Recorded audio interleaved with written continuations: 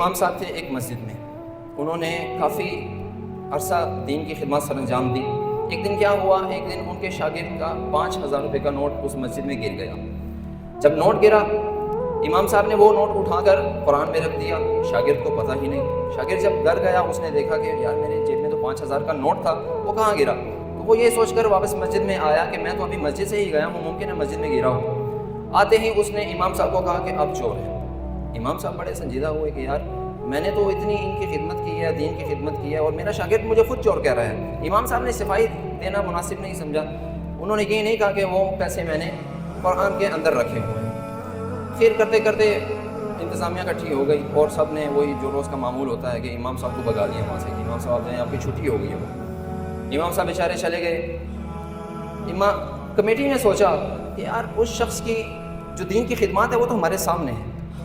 کرتے کرتے انہوں نے فیصلہ کیا کہ امام صاحب کو دوبارہ بلایا جائے۔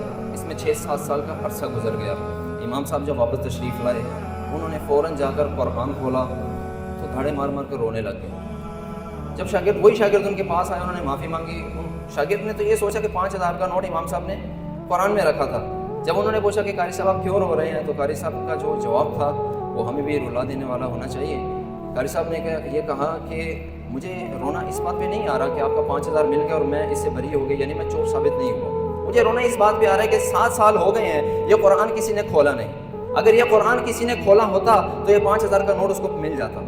تو دوستو، آج ہماری مثال بھی ایسی ہی ہے کہ ہم لوگ اللہ سے بہت دور جا چکے ہیں۔ یقین مانے اسلام نے جس طرح ہمیں مسلمان بتایا تھا، ہم بالکل اس کے اپوزٹ سائڈ چل رہے ہیں۔ تو اللہ سے دعا ہے کہ اللہ تعالی ہمیں قرآن کو صحیح معنوں میں سمجھنے کی اور عمل کرنے کی توفیق عطا فرمائے۔ وما علینا الا البلاغ المبین۔